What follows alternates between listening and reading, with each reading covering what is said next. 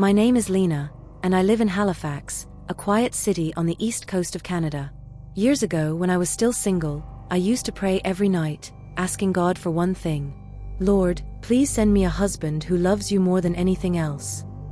One day, God answered. I met Noah, kind, respectful, and strong in faith. We got married, and for a while, everything felt like a dream come true. But life has its storms. Noah worked in a job that made him travel a lot. He was gone for weeks at a time and only came home once a month. Slowly, I started to notice changes. He stopped going to church. He became quiet. Then came something that truly broke my heart. He started drinking again. He'd come home tired and drunk. Every time I saw him like that, I wanted to scream, to cry out, "This isn't the man I married." But instead of yelling or fighting, I fell on my knees. I prayed harder than ever before. I whispered through tears, "God, I asked you for a man of God, not a broken soul." For 7 long years, I kept praying. I kept hoping. I never gave up. And one day, something changed. Slowly but surely, God began pulling Noah back. He stopped drinking. He started reading the Bible again. And now, believe it or not, he's a pastor. But that's only the beginning of what God showed me. But before I continue, make sure you are already subscribed to our channel. These messages will help to increase your faith and help you to escape from hell. When we moved to Canada, we had come from a missionary trip in Eastern Europe. I remember visiting churches there, and they were full of passion, full of truth. But when I started visiting some churches here in North America, my heart felt heavy. So many pastors talked more about money than about Jesus. So many churches were more about comfort than truth. And I couldn't stay silent about it. In prayer, I asked, Lord, how can these churches send missionaries when their own hearts are chasing wealth? That night, God gave me a vision. I saw a ball of fire floating above a map of the world. It was beautiful and glowing, and every time it moved, the air around it warmed up. But then it started drifting away from Europe. As it left, I felt cold, really cold. Like the fire was the only thing keeping everything alive. I looked around and saw people turning to ice, frozen, unmoving, like statues. And then I heard God's voice. The warmth of my spirit is leaving this place. Their hearts have grown cold. They no longer hunger for me. They chase comfort and ignore my word. I saw grand cathedrals, once full of worship, now echoing with silence. They looked like beautiful tombs. And then God said, "They are spiritually asleep, but I will awaken the humble." That fireball, the revival, didn't vanish. It started moving again, but this time, it went somewhere unexpected. First, it lit up Central America. People were crying out to God, and chains fell from their lives. Then it swept into South America, and I saw farmers, factory workers, and street kids becoming powerful warriors of faith. They didn't have riches, but they had something stronger, humility and hunger for God. The fire kept moving, to Africa. There, God raised up new voices. I saw people healed from sicknesses, I saw witchcraft broken, and I saw joy return to entire villages. Then it flowed into Asia, men and women bravely sharing Jesus in places where his name was barely known. I saw Hindus, Muslims, Buddhists turning to Christ, one by one. And then, something amazing happened. That fire stopped, and I saw an army of light forming. Not with swords or guns, but with kindness, prayer, and truth. Angels came down and placed a seal on their foreheads and hands. God spoke again. "These are my warriors. The mark on their foreheads will protect their minds from lies. The seal on their hands means they will do my work on earth. They are getting ready for the final harvest, the last great wave before I return." And then I knew, revival is no longer about where the money is. It's about where the hunger is. God told me clearly, I don't need rich nations to carry my message. I will raise up the humble, the overlooked, the poor. They will finish the race. I will lift the lowly and confuse the proud. So today, if you're from a small town, if you think you don't have much to offer, let me tell you something, you might be part of God's next wave. You might be one of the warriors he's sealing for the final mission. Don't wait for someone else to rise up. Maybe, you are the one he's calling. You remember how I told you that my husband turned back to God after years of struggle? and how revival fire was moving through countries where people were truly hungry for Jesus. Well, something happened after that, something I wasn't expecting at all. I've always had this strange gift since I was young. I can sometimes see things in the spirit when I pray. Angels, darkness, even things that most people never see. But one night, while I was deep in prayer in my small home in Mapleton, something terrifying happened. I was sitting in my room, praying in the dark, when suddenly, it felt like the air changed. And then, he appeared. A disgusting, shadowy figure, taller than the ceiling, crouched in the corner of my room. He looked like a skeleton covered in ash, and his voice sounded like metal grinding against glass. He screamed at me, "You're wearing what belongs to me. That color on your lips, that paint on your nails, it's mine. Take it off or I'll peel your face off like paper." I was frozen. I couldn't believe what I was hearing. I thought, but I've always served God. Why is this thing talking to me like this? Then, right there in the dark, I felt a sharp pain on my cheek, like a scratch. But this was a spirit. How could it hurt me? I ran to my parents' room and told them everything. They stayed with me that night. But the next night, it came back.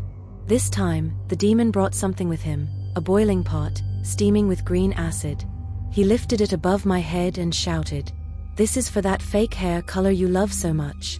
You're not being real, you're using what belongs to me. I own that color, and if you won't take it off, I'll burn it off." I screamed again. My parents rushed into the room. But by the time they arrived, he was gone. And yet, every night that followed, he came back. On the third night, his voice changed. It wasn't just angry, it was cruel. He held up his hand, long and sharp like blades, and said, "I'm going to take your fingers one by one. You write with MY ink. You decorate your body with MY tools. You're not saved. You're mine." I shouted with everything in me, "No, I belong to Jesus." And then with a chilling laugh, he leaned in close and said, "Then why is your God letting me come here every night? You think you're powerful? You're weak. You rebuke me, but you're still wearing my things. I trick so many women like you. They think they're strong because they scream my name, but they're still dressed in my armor." That night, after he finally disappeared, I fasted. I prayed. I begged God for answers.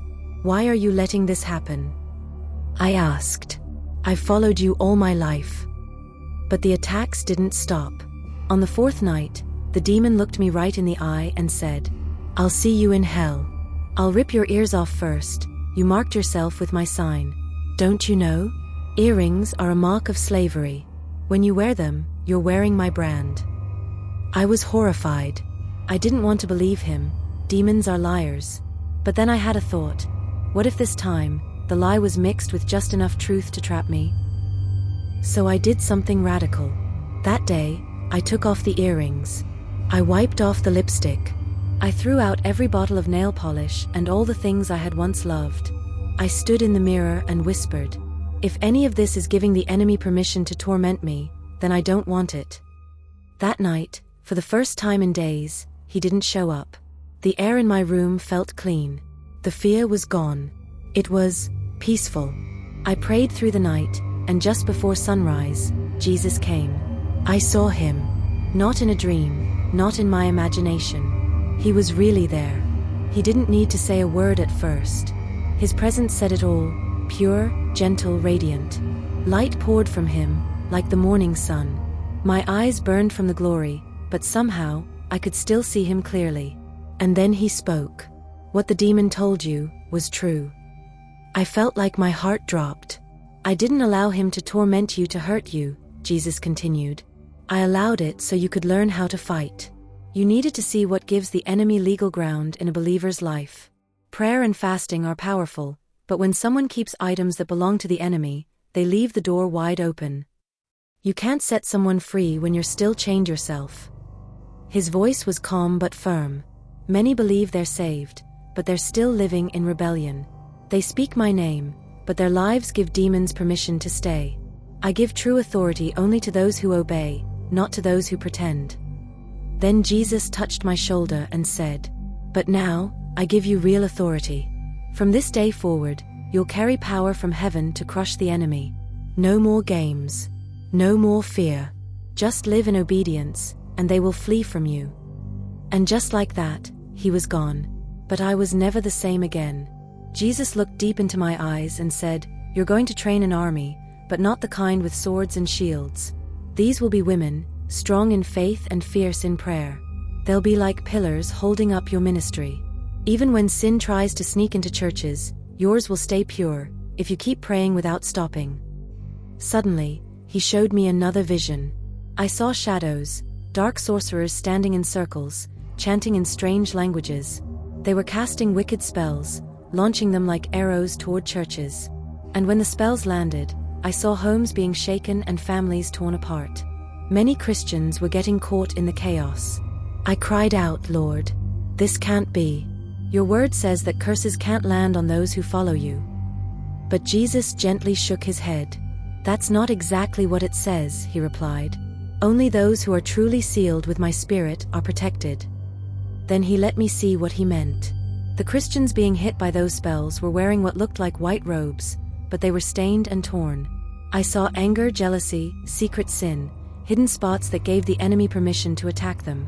And then, I saw one man. Something was different about him. The spells were bouncing off him like rubber balls hitting armor. When I looked closer, I gasped. He was covered in ancient gleaming armor, from head to toe, like a Roman warrior straight out of the Bible. It was glowing with God's power. In that moment, verses from Ephesians came rushing into my mind. "Be strong in the Lord. Put on the full armor of God, so you can stand against the enemy." Now I understood, spells and curses can't touch someone who's fully armored in God, living a clean and holy life. I was learning. God was training me. But I had no idea that what was coming next would change me forever.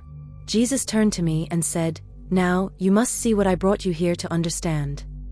Then we descended into a terrifying place, the deepest part of the earth. We were going to see hell.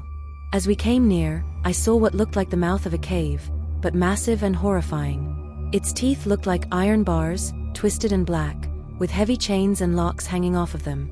But when Jesus stepped forward, the gates creaked open by themselves. His power was undeniable. Inside, the demons scattered in fear as soon as they saw him. We walked past cages made of shadows, cells that held people crying, screaming, begging for help. I saw some drowning in thick, dark blood. Those were the ones who had taken lives on earth. Their punishment was never-ending. Then I saw something that chilled me to my core. There were demons that looked like models or influencers, beautiful, fake smiles, dressed to impress. But these weren't ordinary spirits. Jesus said, "They're the ones who created the world's social networks." I watched in horror as they used their platforms to destroy families and marriages. One of them entered a house through a phone and began spreading lies between a husband and wife until they separated. Another was encouraging young women to trade their faith for fame and fall into sin. Jesus said, "These spirits disguise themselves well. They're behind the sexual confusion, the pressure to look perfect, and the obsession with being desired. They know exactly how to trick my people." I saw demons using people as puppets, women leading other women into same-sex relationships, men seducing married women, young people being lured into sin by friends who were really possessed. And the demons? They celebrated. Every time someone fell, they laughed like they'd won a prize. Then we approached a cloaked figure sitting on a throne of bones. He held a book in one hand and a pen made of human bone in the other. Jesus said, "This is the book of eternal death. It holds the names of those still alive on earth, people who haven't truly given their lives to me." I looked down at the book. My heart stopped. There were names written in blood, and to my shock, I recognized some. Famous pastors, authors, preachers, people from my own country. I couldn't believe it. Jesus said, "They've been deceived. But I won't let you speak their names. It's not time to expose them yet." Then Jesus looked at the demon and said, "Show her the last name you wrote." The demon opened the page, and my name was there. I dropped to my knees, completely wrecked. "Lord, no. I've given you everything. How could I still end up here?" Jesus looked at me with both love and sorrow. He said, "When you moved to another land with your husband, you listened to voices that weren't mine. You took something that killed the life I had placed inside you. That child was meant to be a prophet. I couldn't breathe. He continued, "You allowed the spirit of Molech to touch your womb. You took a pill made in the depths of darkness. That's not just medicine, it's a weapon crafted in hell. My daughters are meant to carry life, not destroy it." I began to weep uncontrollably. He knelt beside me and gently said, "I forgive you. But I need you to understand, those who walk closely with me, I hold to a higher standard. The more I give, the more I expect." His words burned into my soul. "I will judge those who know me more strictly than those who don't. My servants must be clean. The mothers of my prophets must be holy." I buried my face in his robe, crying out for mercy. And he held me. Even in the darkest vision, his love reached me. I knew now, this wasn't about fear. It was about purity. About being ready. About surrendering everything, even the things we think are too small to matter. Because in spiritual war, even the tiniest crack can let darkness in. Then the Lord looked into my eyes and said something that pierced my soul. "I will require more from those to whom I've entrusted much. Those I've gifted abundantly, those I use in greater measure, yes, I will hold them to a higher standard. I will especially require more from pastors, for they shepherd my people and must walk blameless before me." At his command, the demon holding the book of eternal death was forced to erase my name. It no longer belonged there. I had repented. My heart had broken before the Lord, and he had received me again. Jesus took me deeper into hell. There I saw a hideous demon brewing a dark substance in a cauldron. The Lord told me, "This was permitted, not to condemn you forever, but to awaken you." Satan didn't realize that what he intended for your destruction, I allowed for your transformation. I let your name be written in that book to open your eyes and bring you back to me. Then I was shown a massive table in the heart of hell.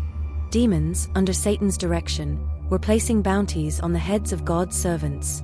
There was a demonic system in place, a reward scheme. Any demon that could cause a servant of God to fall would be honored. But those who could not only make them fall, but drag their souls to hell, were promised greater rewards, demonic promotions if you will. I was horrified to see the highest prices placed on the heads of soul winners, those who had led many to Christ. These were hell's most wanted. The entire kingdom of darkness was strategizing against them. I saw women, especially those marked for divorce, being targeted. Satan's goal was clear: destroy the foundation of homes, weaken their faith, and silence their testimony. Then Jesus took me to another chamber, one reserved for idolaters. But these weren't people worshipping statues.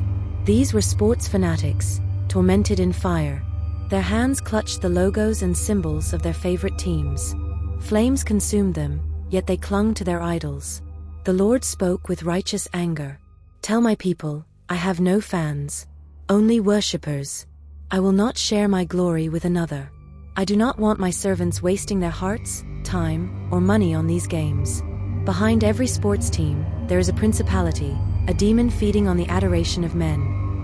He showed me how demonic power hovered behind each club. These entities thrived on the energy of fans, many of whom became violently possessed.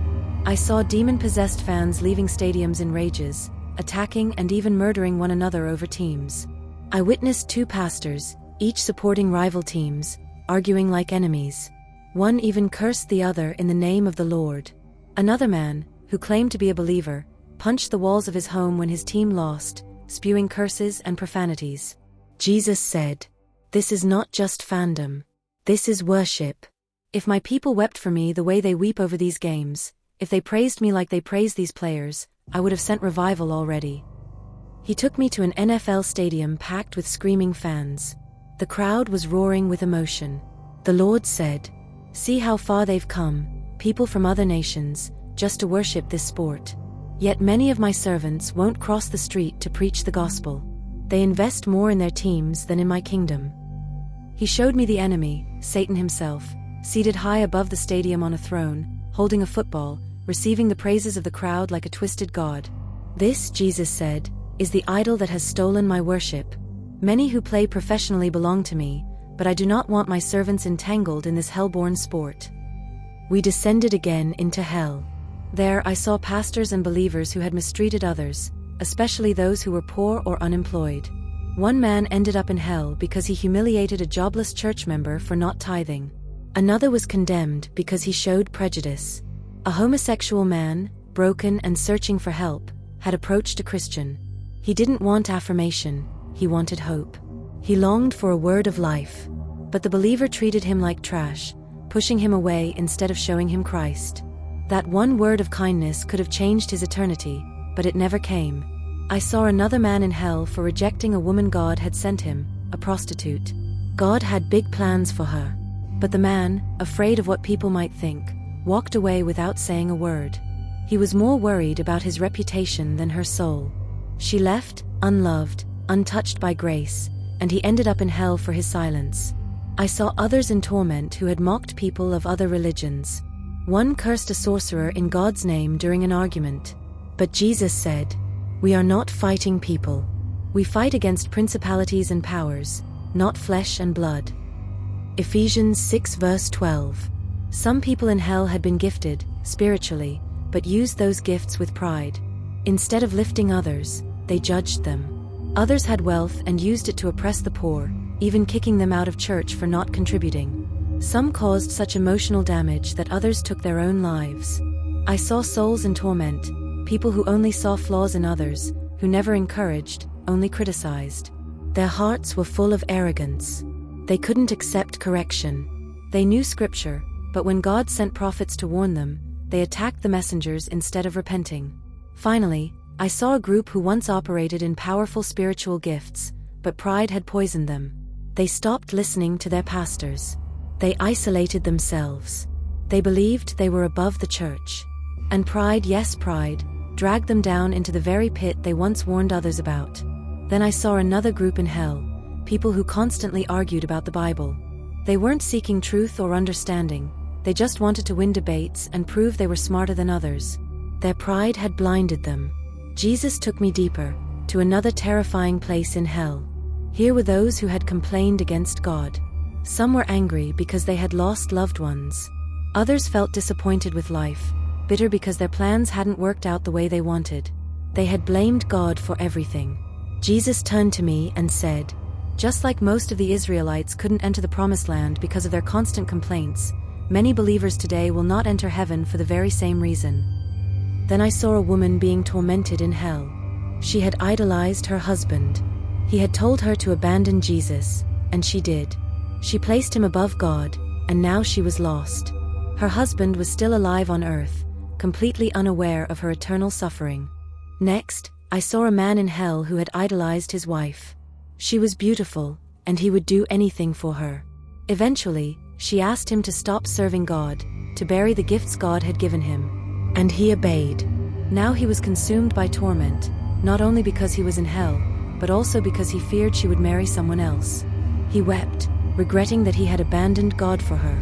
Then the Lord showed me something heartbreaking. Many others in hell who had worshipped their pastors, bishops, apostles, or even famous singers and preachers.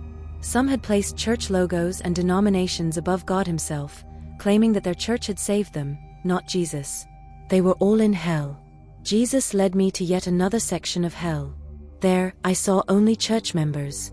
They had gone to church, sung worship songs, and served in ministries, but Jesus said, "These people were part of churches, but they were never truly mine.